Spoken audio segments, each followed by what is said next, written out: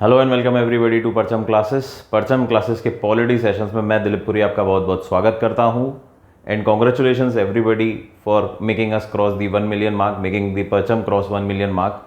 आप लोगों की लगन और हमारी मेहनत दोनों मिलके ही we were able to create such victories for you people and as well as for us, जिससे हम 1 मिलियन क्रॉस हुए। और फ्यूचर में हम एक्सपेक्ट करते हैं कि हम बहुत सारे मिलियंस क्रॉस करेंगे, but we need full support from you guys. और हम कोशिश करेंगे कि हम आपको अच्छे से अच्छा कंटेंट प्रोवाइड करें। ये पूरा हफ्ता हमने 1 मिलियन सेलिब्रेशन रखा है। We started on with a party, साथ ही साथ हमने कुछ एक्टिविटीज़ करी, कुछ कॉन्टेस्ट रखे और इस हफ्ते में आगे भी ये कॉन्टेस्ट या एक्टिविटीज़ कंटिन्यू रहेंगी।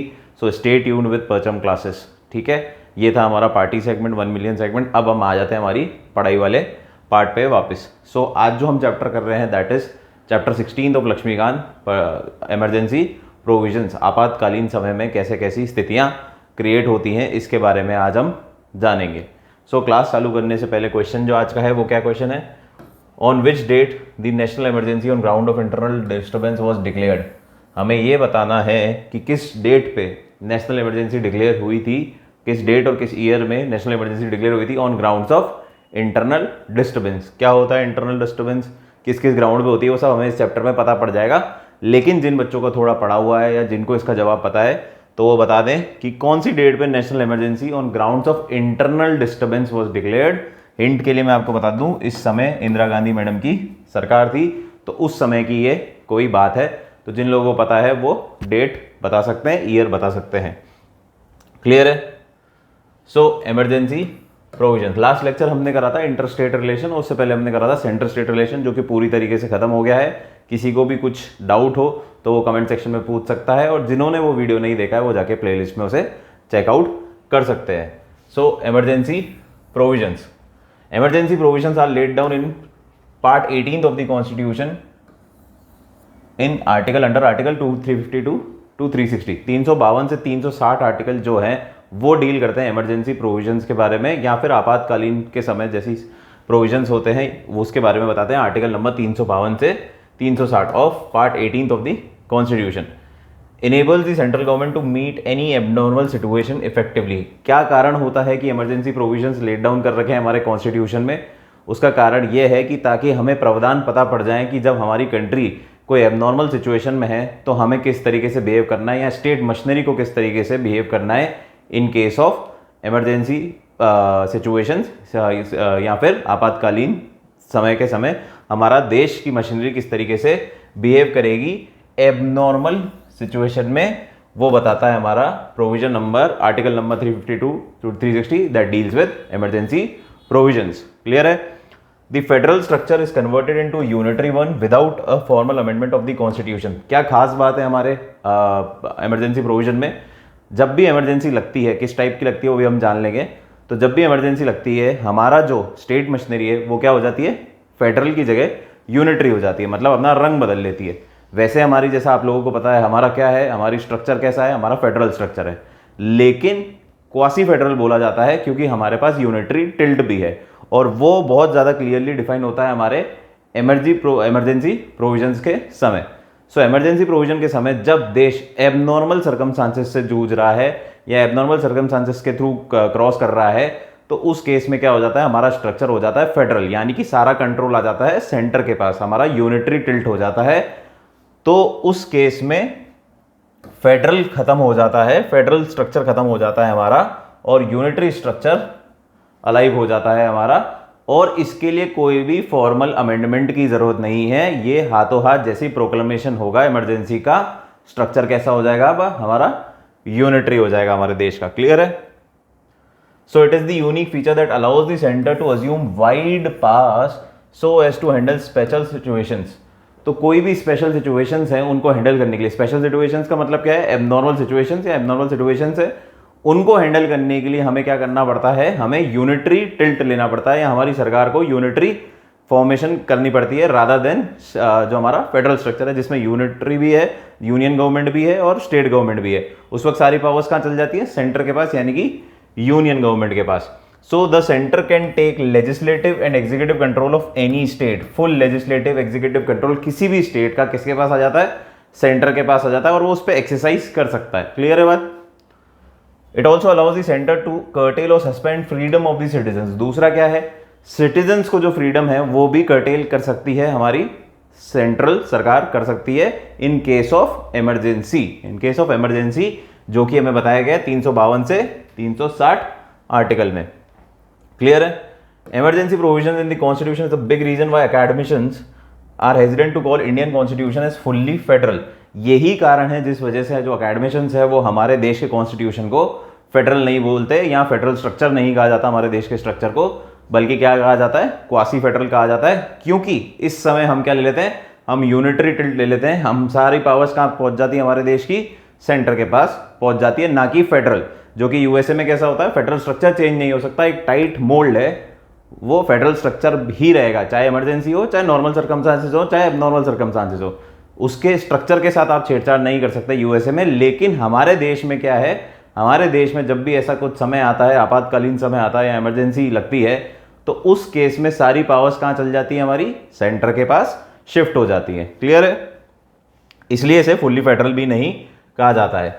और ये बात कॉन्स्टिट्यूशन असेंबली, जब कॉन्स्टिट्यूशन असेंबली बैठी थी, जब हमारा कॉन्स्टिट्यूशन ड्राफ्ट हो रहा था, तब भी ये मुद्दा उठा था। और इसके एवज में B.R. अम्बेडकर साहब ने कहा क्या है, all federal system including the American are placed a tight mould of federalism. जैसा मैंने अभी आपको बताया कि सारे जो बाकी फेडरल देश हैं जैसे कि अमेरिका, वो एक टाइट मोल्ड ऑफ फेडरलिज्म में बंधे हुए हैं, यानी कि वो अपना फेडरल स्ट्रक्चर कभी भी नहीं बदल सकते। They can't shift to unitary system, उनको फेडरल सिस्टम फॉलो करना है, चाहे इमरजेंसी हो, चाहे एबनॉर्मल सर्कमस्टांसेस हो, चाहे नॉर्मल सर्कमस्टांसेस हो, any which ways, no matter what the circumstances, they can not change its form and shape, it can never be unitary. On the other end draft constitution can be both unitary as well as federal.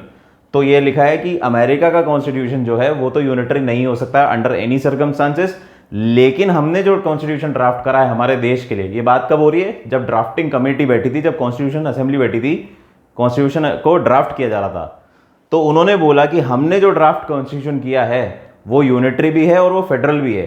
At most of the time it is federal, जब जब normal circumstances है, लेकिन कोई abnormal situations आ जाएगी तो we'll take a unitary tilt or unitary turn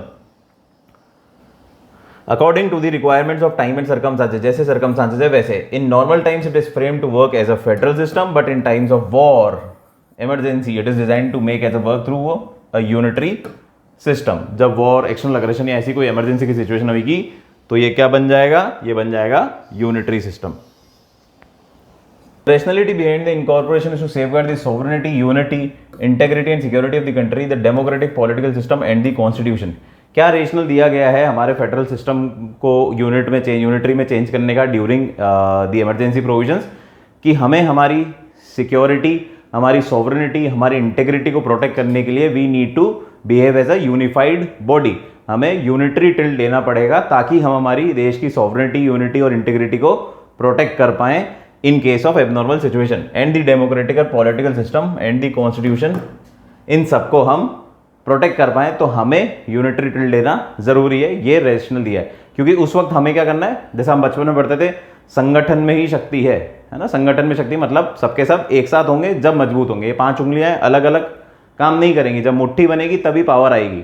power कैसे आएगी, आप एक उंगली से थोड़ी किसी को दबा सकते हो, जब आपकी मुट्ठी होगी तभी आपकी पावर क्रिएट होगी। तो यही रीजन है कि जब इमरजेंसी सिचुएशन हो गई या एक्सटर्नल अग्रेशन हो गया या वॉर सिचुएशंस हो गई तो हमें यूनिटी दिखानी है, हमें एकत्र होना है, संगठन करना है, फिर हम उस एक्सटर्नल अग्रेशन का अच्छे से सामना कर सकते हैं। वहीं पे अगर हम टुकड़े टुकड़े टुकड़े होंगे या डिस्पर्स्ड होंगे तो हमारे में वो पावर नहीं आ पाएगी। ये फीचर देने के लिए हमारे को ये रेशनल दिया गया है कि इमरजेंसी प्रोविजन के वक्त आप क्या करेंगे, आपकी कंट्री कैसे बिहेव करेगी, यूनिटरी बिहेव करेगी। क्लियर है?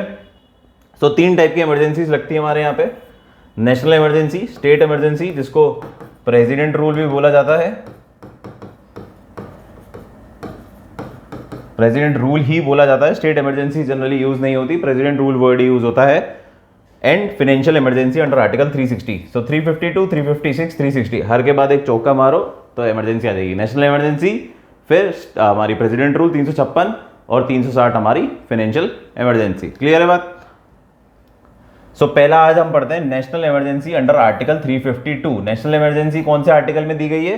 352। नेशनल इमरजेंसी बोले तो पहली वाली इमरजेंसी आर्टिकल 352, बाद वाली है प्रेसिडेंट रूल आर्टिकल नंबर 356, तीसरी है financial emergency article number 360। So क्या होती है नेशनल इमरजेंसी?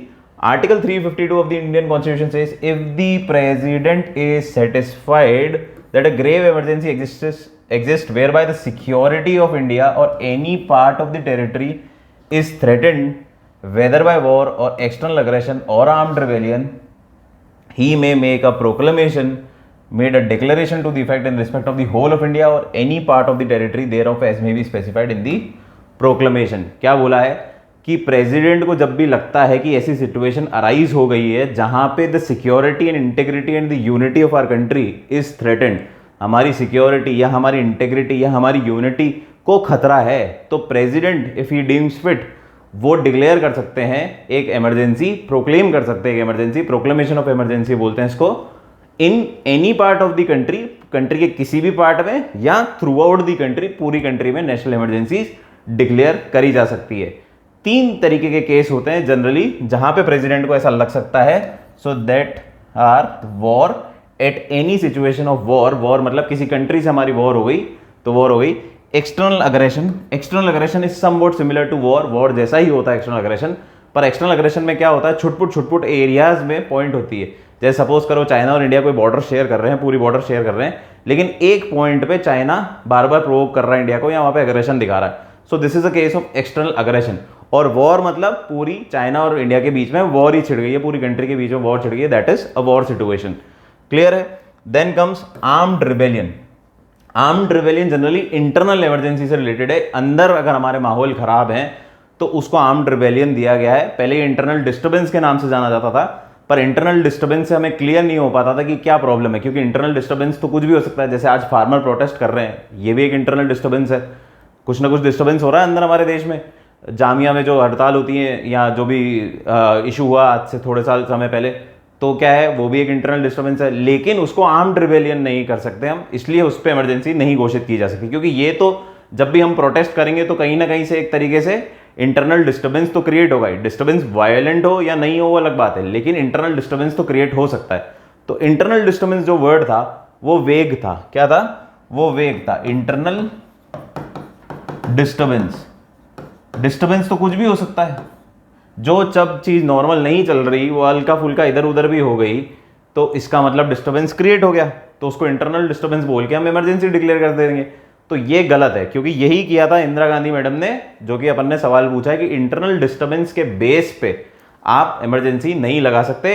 इंटरनल डिस्टर्बेंस जब तक आर्म्ड रिबेलियन नहीं हो, हथियारों का यूज नहीं हो रहा हो, धमाकों का यूज नहीं हो रहा हो, तब तक आप उसको इमरजेंसी कैटेगरी में नहीं डालोगे। ये कोई भी प्रोटेस्ट कैटेगरी में भी डिस्टर्बेंस क्रिएट हो सकते हैं, लेकिन this doesn't call for national emergency. Clear है? सो 3 तरीके से नेशनल इमरजेंसी डिक्लेयर हो जाती है, या तो वॉर से, या एक्सटर्नल अग्रेशन से, या फिर इंटरनल डिस्टर्बेंस, जो कि होना चाहिए आर्म्ड रिबेलियन। क्या होना चाहिए? Armed rebellion. किसी ने, जैसे हमारे नेक्सलाइट्स हैं, अंदर से किसी ने आर्म्स एंड एम्युनिशन उठा के दावा बोल दिया कि ये एरिया हमारे को फ्री करना है, इस देश से बाहर निकालना है, तो वो केस हो सकता है नेशनल इमरजेंसी का। लेकिन कोई भी प्रोटेस्ट हो रही है, उसकी वजह से कुछ डिस्टर्बेंस क्रिएट हो रही है, तो वो इंटरनल डिस्टर्बेंस पे नहीं आएगा, या फिर नेशनल इमरजेंसी में नहीं आएगा। सो 3 तरीके, वॉर, एक्सटर्नल एग्रेशन और आर्म्ड रिबेलियन। अगर इन तीनों तरीके में से कोई एक्टिविटी हो रही है और हमारे प्रेसिडेंट को लगता है it is the time to call national emergency, call upon the national emergency, तो आर्टिकल 352 के तहत नेशनल इमरजेंसी लगा सकते हैं। Fair enough? Okay. So president can declare a national emergency even before the actual occurrence of a war. अब एक और factor होता है कि अगर वॉर या एक्सटर्नल अग्रेशन हो तो नेशनल इमरजेंसी लगा ही सकते हैं प्रेसिडेंट साहब, लेकिन कभी कभार वो उससे पहले भी नेशनल इमरजेंसी लगा सकते हैं, जब तक वॉर हुई नहीं है, एक्सटर्नल अग्रेशन नहीं हुए। ऐसा कब कर सकते हैं? ऐसा जब कर सकते हैं जब उन्हें लगे कि भैया जो आने वाला सर्कमस्टांसेस है वो बहुत ज्यादा दिख रहा है, हमारे को एक्सटर्नल अग्रेशन होने वाला है या वॉर होने वाली है, भले ही हुई नहीं है, लेकिन it is very prominent, it is very imminent कि भैया ये आने वाले समय में होगा, it is about to come. तो अगर उनको लगता है कि ये आने वाली सिचुएशन में वॉर हो सकती है या फिर कोई एक्सटर्नल अग्रेशन क्रिएट हो सकता है, तो टू सेफगार्ड इट प्रेसिडेंट साहब क्या कर सकते हैं? इमरजेंसी लगा सकते हैं। क्लियर है? So president can declare a national emergency even before the actual occurrence of war और एक्सटर्नल अग्रेशन और armed rebellion if he satisfied that there is an imminent danger. अगर वो सेटिस्फाई हो जाते हैं कि the danger is about to come, the danger to war, the danger of external aggression is about to come, is about to happen, तो उसके लिए भी वो सेफ गार्ड करने के लिए नेशनल इमरजेंसी लगा सकते हैं। तो war, external aggression, armed rebellion, 3 cases है जब लग सकती हैं।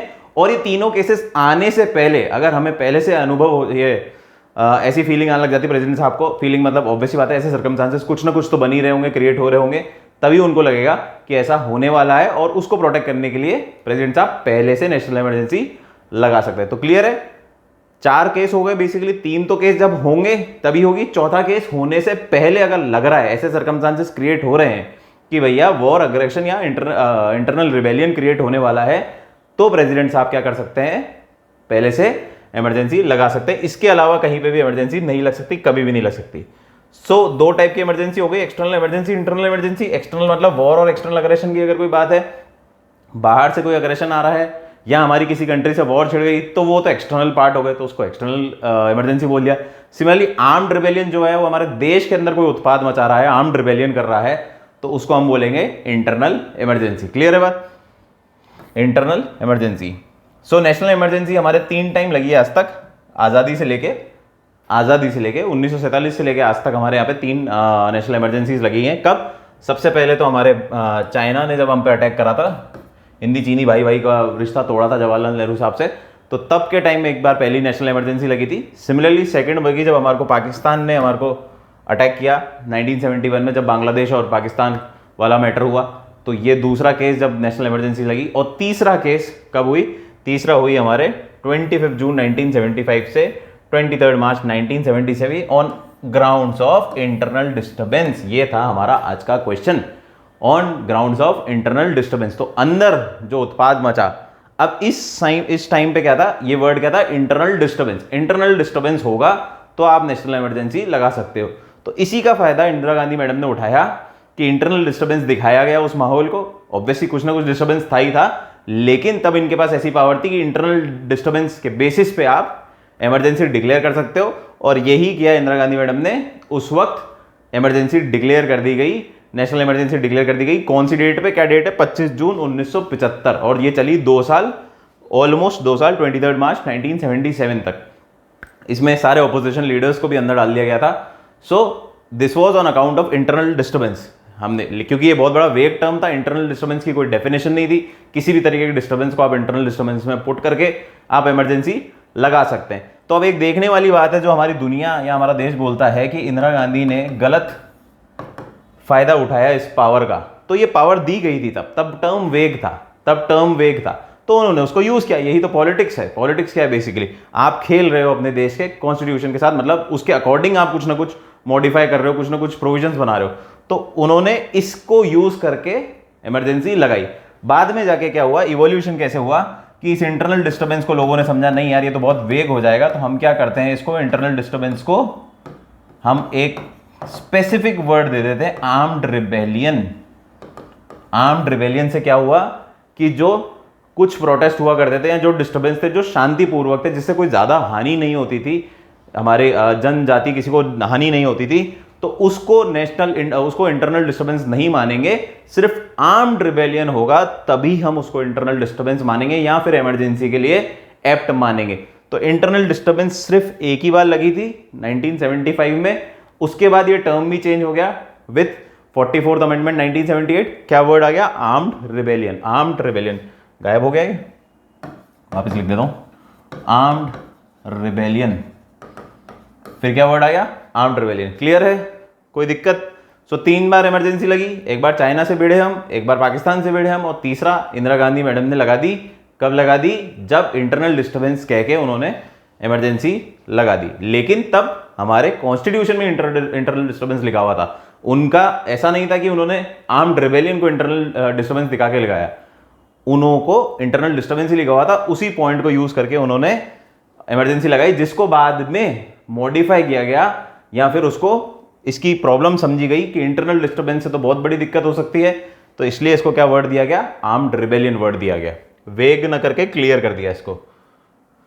सो 1975 की जो इंटरनल इमरजेंसी थी वो बहुत ही रेस्ट्रिक्टिव एंड प्रेशराइज इमरजेंसी थी। उस टाइम बहुत सारी ऐसी चीजें हुई जो कि नहीं होनी चाहिए थी इंदिरा गांधी मैडम के कार्यकाल में, क्या क्या चीजें थी, पर वो उस वक्त कॉन्स्टिट्यूशन अलाउ करता था इसलिए हो पाई, आज कॉन्स्टिट्यूशन अलाउ नहीं करता इसलिए नहीं हो पाएंगी। क्लियर है बात? सो क्या है, कॉन्स्टिट्यूशनल अमेंडमेंट करे गए, फंडामेंटल राइट्स वर कर्टेल, सिटीजंस के फंडामेंटल राइट्स कर्टेल किए गए, काफी हद तक कर्टेल किए गए। क्लियर है? Political opponents were arrested, political opponent जो थे बहुत सारे पूरे देश भर में जो भी नेता, जो भी विरोधी नेता थे इंदिरा गांधी के, सबको डाल दिया गया। इस पे वही कहानी है, मीजा यादव, लालू प्रसाद यादव की बेटी जो हुई मीजा, इस एक्ट पे हुई। Then insensitive government program, press censorship, ऐसे बहुत सारे स्टेप लिए गए जो कि टोटलियरियन वाली स्थिति क्रिएट कर दी गई थी, क्योंकि इंदिरा गांधी जी बहुत ज्यादा पावर में थी उस टाइम और उनको जो अच्छा लगा वो उन्होंने किया। उस टाइम तक क्या होता था, उस टाइम तक प्राइम मिनिस्टर जब बोलता था प्रेसिडेंट को कि भैया आप इमरजेंसी लगा दो, तो इमरजेंसी लगा दी जाती थी, प्रेसिडेंट अप्रूवल जनरली दे देता था। तो ऐसा ही कुछ इंदिरा गांधी जी ने किया। किसी भी कैबिनेट को तब इन्वॉल्व नहीं किया गया था, किसी भी कैबिनेट मिनिस्टर से परमिशन नहीं ली गई थी या उनसे वार्तालाप भी नहीं की गई थी, जो कि बाद में जाके इसको भी बदला गया। इसको भी 44th अमेंडमेंट से क्या किया गया, कैबिनेट की परमिशन चाहिए तभी इमरजेंसी लग सकती है, सिर्फ प्राइम मिनिस्टर के कहने पे इमरजेंसी नहीं लग सकती। तो आज की तारीख में अगर मोदी जी चाहें इमरजेंसी लगाना तो उनको पूरी कैबिनेट की अप्रूवल चाहिए होगी, जब ही वो इमरजेंसी लगेगी, अदरवाइज नहीं लगेगी। Then finally on 23rd March 1977 this emergency was revoked. तो 25 जून 1975 से 23 मार्च 1977 का जो फेज था, ये था हमारा इमरजेंसी। और ये बहुत ही डार्क फेज था हमारी कंट्री के लिए भी और इनफैक्ट इंदिरा गांधी जी के लिए भी ये भी डार्क फेज था। वहीं पूरे उनके कार्यकाल में जो शुरुआत से लेके गूंगी गुड़िया जब वो आई थी, जब देश बोलता था ये गूंगी गुड़िया है, ये कुछ नहीं कर पाएगी, एक बच्ची आई है, कंट्रोल कर लेंगे, उसने जो पलट किया हमारे देश का माहौल, देश को वर्ल्ड रिकॉग्निशन दिलाना, पाकिस्तान बांग्लादेश अलग कराना, numerous examples of iron lady, इतनी पावर थी इस औरत में।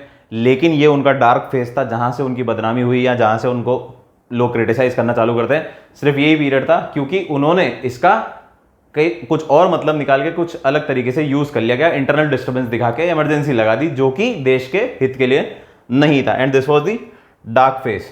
क्लियर है? सो पार्लियामेंट्री अप्रूवल एंड ड्यूरेशन। अब आती है बात, नेशनल इमरजेंसी होती क्या है, कब कब लगती है, ये सब समझ में आ गया, किस कारणों से लगती है समझ में आती है। लेकिन अब नेशनल इमरजेंसी लगा कैसे सकते हैं, क्या पार्लियामेंट्री अप्रूवल की जरूरत है और क्या इसकी ड्यूरेशन रहती है, इसके बारे में जान लेते हैं। So firstly it passes through the cabinet, that is the cabinet of minister. ये आज की बात बता रहा हूं मैं, 1975 में ऐसा नहीं होता था। 1975 में डायरेक्टली प्राइम मिनिस्टर ने बोला प्रेसिडेंट को और प्रेसिडेंट ने इसको अप्रूव कर दिया। तब हमारे आई गेस प्रेसिडेंट हुआ करते थे फखरुद्दीन साहब, तो उन्होंने इसको अप्रूव कर दिया, नेशनल इमरजेंसी घोषित कर दी।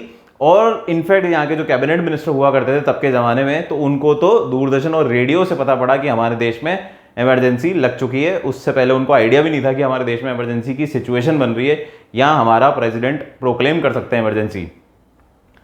लेकिन इसके बाद इसका मिसयूज नहीं किया जाए, इसको प्रोटेक्ट करने के लिए एक तो इंटरनल डिस्टर्बेंस वर्ड हटा के क्या वर्ड दिया गया, आर्म्ड रिबेलियन, और दूसरा क्या प्रोटेक्शन दिया गया कि कैबिनेट की मंजूरी भी जरूरी है। So it should be approved by the cabinet of minister and prime minister. If cabinet is satisfied with the grounds of article 352 that this emergency should exist, then then they can file a written advice to president that emergency should be issued। तो अब president साहब को क्या चाहिए, written permission चाहिए of the cabinet ministry. Cabinet including the prime minister should write to the president कि भैया article 352 को लागू करें और प्रेसिडेंट अपनी नेशनल इमरजेंसी घोषित करें, प्रोक्लेम करें हमारे देश पे या किसी भी पार्ट पे। क्लियर है? इफ प्रेसिडेंट इज सेटिस्फाइड, वो अगर संतुष्ट है तो वो इमरजेंसी घोषित कर सकते हैं। अगर उनको लगता है हाँ भैया संतुष्ट है हम, बिल्कुल हमारे को इमरजेंसी की जरूरत है, तो हम इमरजेंसी घोषित करेंगे। क्लियर है?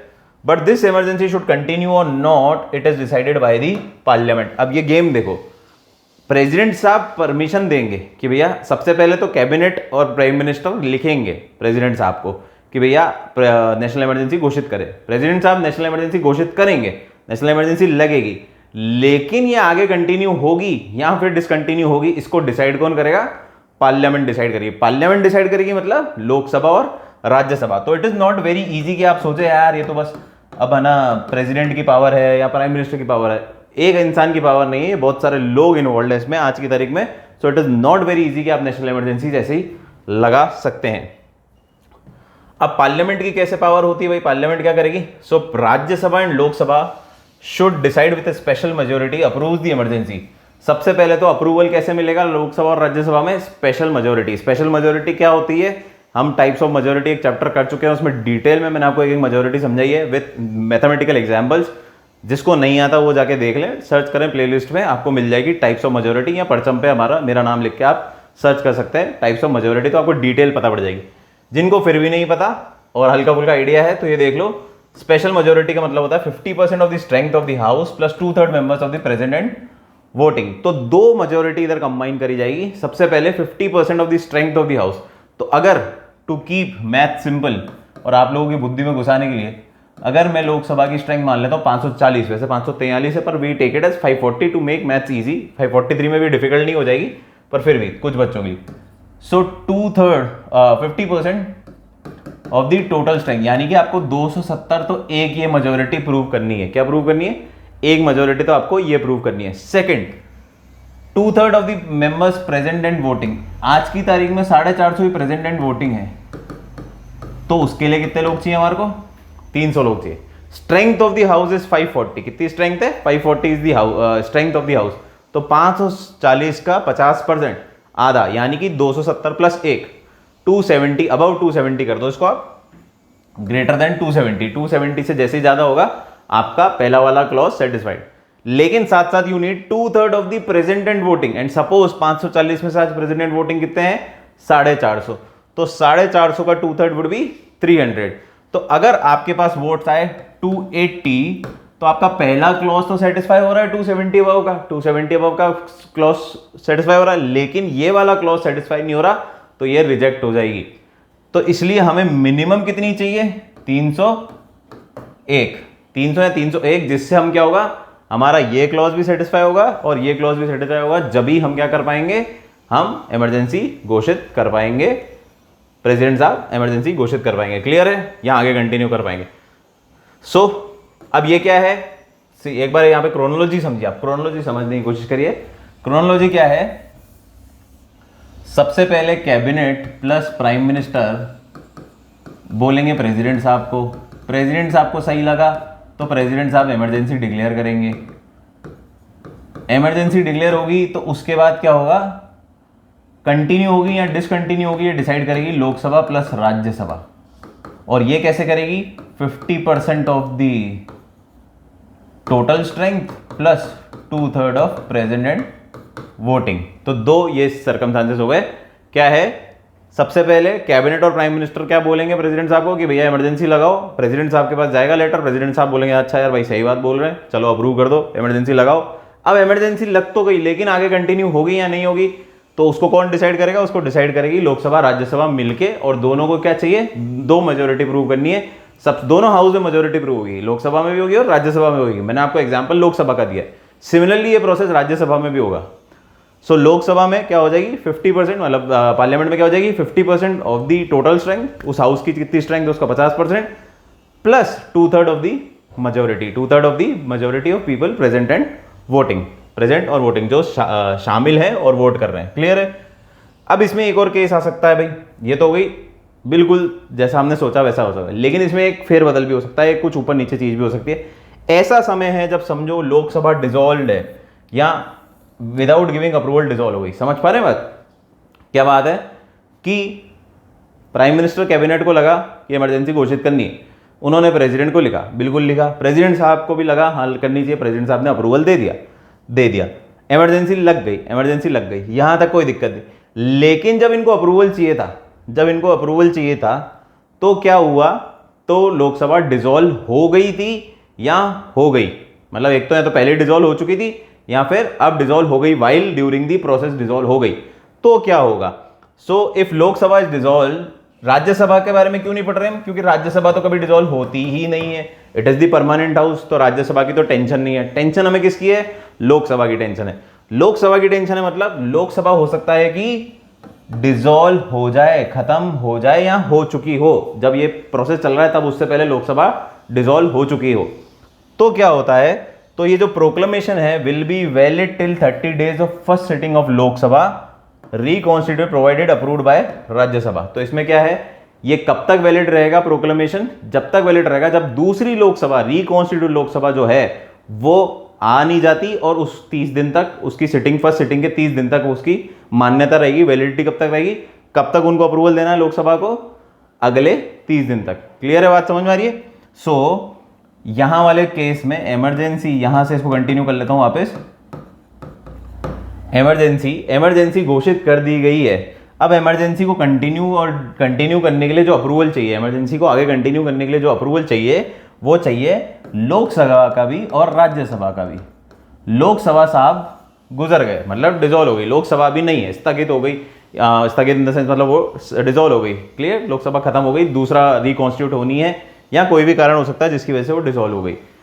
राज्यसभा क्योंकि परमानेंट हाउस है तो वो तो कभी डिसॉल्व होगा ही नहीं, तो इसकी मान्यता तो मिल ही जाएगी, इसकी अप्रूवल तो मिल ही जाएगी, मिल गई। अब लोकसभा के लिए क्या करना पड़ेगा? लोकसभा जब रिकॉन्स्टिट्यूट होगी तो उसके अगले रिकॉन्स्टिट्यूट, सपोज करो 1 जुलाई को रिकॉन्स्टिट्यूट हुई, तो अगली 30 जुलाई तक, मतलब अगली इन द सेंस 30 जुलाई तक उनके पास ये पावर है कि वो उसको अप्रूवल दे दें। अगर उसके बाद भी वो उस 30 तारीख तक भी वो अप्रूवल नहीं देते तो फिर हमारी इमरजेंसी खत्म हो जाएगी। तो कितने दिन का समय है उनके पास अप्रूवल देने का? 30 दिन का समय after the first sitting of Lok Sabha reconstituted. नई लोकसभा के पास बैठने के बाद 30 दिन है अप्रूवल देने के लिए, तभी वो इमरजेंसी कंटिन्यू होगी, नहीं तो इमरजेंसी कंटिन्यू नहीं होगी। हाँ, एक और कंडीशन इसमें है कि राज्यसभा जब तक ये डिसॉल्व है और नई रिकॉन्स्टिट्यूट हो रही है और 30 दिन तक वो उनको अप्रूवल टाइम है, तब तक राज्यसभा अपना अप्रूवल जरूर दे चुकी हो। राज्यसभा नहीं देगी तो वैसे ही खत्म हो गई, यहां तक कहानी पहुंचेगी ही नहीं। क्लियर है बात, कोई दिक्कत? वापिस एक बार डिटेल में समझा देता हूं थोड़ा सा इस पे। देखो भाई, सबसे पहले हमारे प्राइम मिनिस्टर और हमारी कैबिनेट को लगना चाहिए कि भैया इमरजेंसी की रिक्वायरमेंट है। They will write to the president, president के पास लेटर गया, प्रेसिडेंट ने बोला हाँ भैया इमरजेंसी लगाओ, अप्रूव हो गई इमरजेंसी, ये इमरजेंसी डिक्लेयर हो गई, प्रोक्लेम हो गई। यहां तक तो कोई लफड़ा नहीं किसी को, यहां तक तो कोई लफड़ा नहीं, इमरजेंसी डिक्लेयर, इमरजेंसी प्रोक्लेम, लग गई इमरजेंसी। लेकिन मैंने आपको क्या बताया, it is to be decided कि भैया कंटिन्यू होगी या डिसकंटिन्यू होगी। भाई अभी तो उन्होंने लगा दी, लेकिन आगे इसको जारी रखेंगे या नहीं रखेंगे, इसके लिए 2 अप्रूवल चाहिए हमारे को। एक चाहिए हमारे को लोकसभा का और एक चाहिए हमारे को राज्यसभा का। क्या अप्रूवल है? स्पेशल मेजोरिटी है, वो हम पढ़ चुके हैं।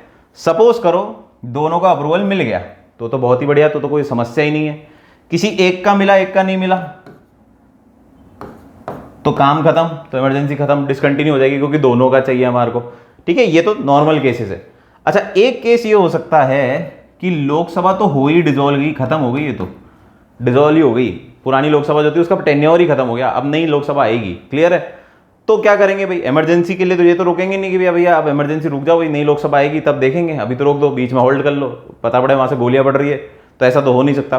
तो क्या होता है इस केस में, जब नई लोकसभा आएगी, जब तक नई लोकसभा आएगी तब तक सबसे पहले तो राज्यसभा को अप्रूव करना है। राज्यसभा अप्रूव करेगी तो वो जारी रहेगी, राज्यसभा ने डिसअप्रूव कर दिया तो वो वहीं पे खत्म हो गई।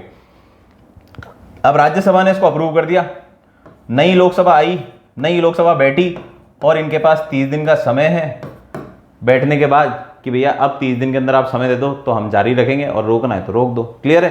तो नई लोकसभा जब तक 30 दिन तक बैठ जाएगी, 30 दिन तक का समय है नई लोकसभा के पास बैठने के बाद कि भैया आप क्या करो, आप अप्रूवल दे दो, और अगर नहीं देते हो तो वैसे ही खत्म हो जाएगी। क्लियर है बात?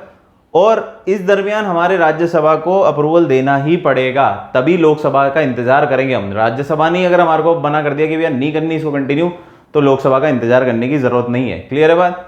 सिंपल सोबर, कोई दिक्कत तो नहीं? ठीक है। So this was about the क्या सिस्टम रहता है पार्लियामेंट्री अप्रूवल का। फिर ड्यूरेशन क्या रहता है, national emergency can exist for infinite period but in every 6 months it has to take permission from the parliament। तो क्या है, नेशनल इमरजेंसी इनफाइनाइट पीरियड के लिए हो सकती है, जन्मों जन्मांतर तक के लिए हो सकती है, पर हर 6 महीने बाद इनको अप्रूवल चाहिए। कितने टाइम के लिए? हर 6 महीने बाद अप्रूवल चाहिए। वो चाहे 1 साल के लिए हो, 2 साल हो, 5 साल हो, 50 साल हो, जितने साल हो, उससे मतलब नहीं है, पर हर 6 महीने में आपको पार्लियामेंट से अप्रूवल चाहिए। अगर अप्रूवल जब नहीं मिलना बंद हो जाएगा तब नेशनल इमरजेंसी बंद हो जाएगी, otherwise it will continue for infinite period. So this was all about parliamentary approval and duration. Revocation को अब हम नेक्स्ट टॉपिक में लेंगे, क्योंकि आज का थोड़ा सा लेक्चर बड़ा हो गया है। कल मोस्ट प्रॉब्लम, कई लोग मुझे बोलते हैं, कई बच्चों का मैसेज आता है सर रेगुलर क्लास लो, थोड़ा जल्दी क्लास लो, लेकिन आई एम सो सॉरी मैं जल्दी क्लास नहीं ले पाता, कहीं ना कहीं अटक जाता हूँ। कोशिश मैं पूरी कर रहा हूँ और होपफुली बहुत जल्दी स्पीड पकड़ लेंगे। रीज़न ये है कि मैं और भी जगह इंगेज हूँ, आई एम इंगेज्ड, 1-2 बिजनेस और है मेरे, तो उसमें आई एम इंगेज्ड, इसलिए मेरे को टाइम नहीं मिल पाता। बट ये कोई एक्सक्यूज़ नहीं है, मुझे जल्दी से थोड़ा सा बकअप करना पड़ेगा और I will catch the pace for sure. Till then, thank you so much.